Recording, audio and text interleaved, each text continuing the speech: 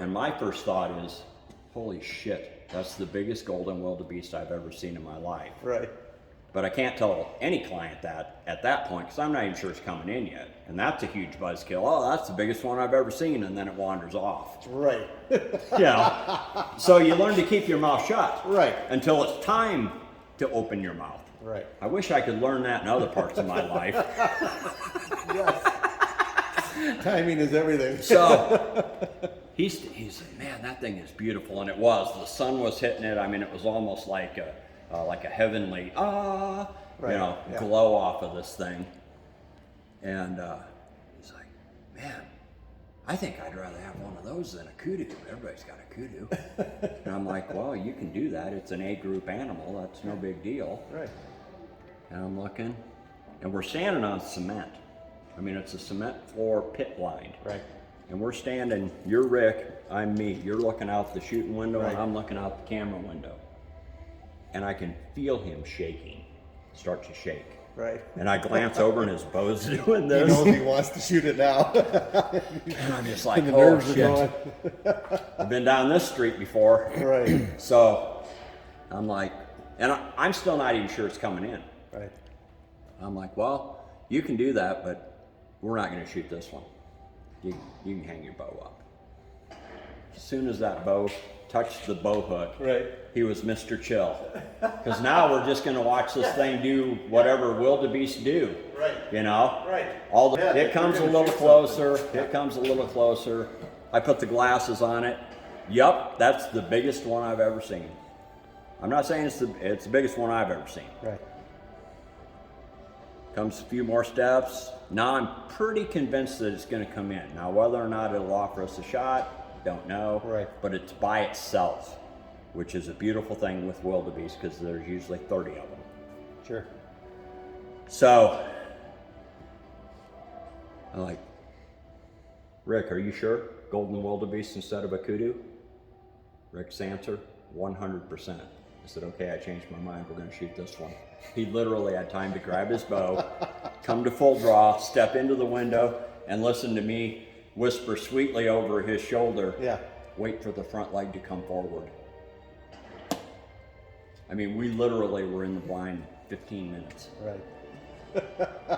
So, and he made a good shot. It was about this much high, but their lungs are, I mean, as I lost sight of it in the bush, he wasn't plowing snow yet, but the plow was being lowered. Right. And especially with wildebeest, once that head starts going down, it's going to be dead within 20 to 40 yards, usually in a straight line, and most times looking back at you because they get hooked by a tree and it flops them around. Right. Because they don't run around nothing. They just run. Right. And, so congratulations, nice shot. And so I get on my phone, I text Erica. Erica, need a recovery team at the graveyard. Yeah, I know, already.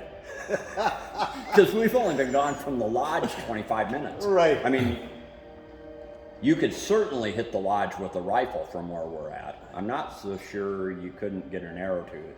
I mean, we're not far. Right. I don't think an arrow would make it. Right. But yeah, we're like a quarter mile from the lodge. Right. Isn't that So something? she's like, oh, awesome.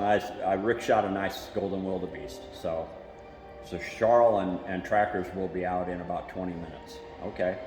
I mean, they didn't think they were actually all in a meeting. Right. Because they didn't think anything was going to happen quite that fast. And, so Charl shows up with 2 trackers. One of them's Ernest, who I know. Right. And I'm like, Ernest, you guys want to track him, and like earn your money, or you want me to show you where he's at? Oh, you can just show us where he's at, Dave. I'm like, all right, come on.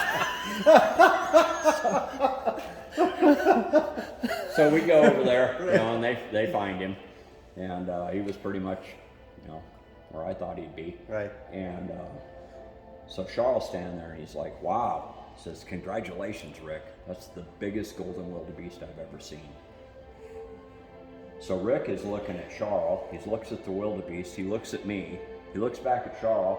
He looks back at me. Well, Dave, you said we weren't even going to shoot this one. And now Charles looking at me. Like, Right. So I'm like, yep, that's exactly what I said. Here's why. I said, dude, as soon as you thought you wanted a golden wildebeest instead of a kudu, you were shaking like cornholio. I was ready for you to ask for TP for your bundle. Right. I'm like, we had to diffuse that shit. I said, so yep, I told you we weren't going to shoot this one until it was time to tell you we were going to shoot this one. Right. I said, Right. once I knew you wanted the golden wildebeest, I was sure we were going to shoot this one. As a matter of fact, I was thinking to myself, I wonder if I could knock his ass out and pull his 72-pound left-handed 32-inch bow and shoot it myself. Right. Right. Because I actually can shoot right or left, but not his bow. Right.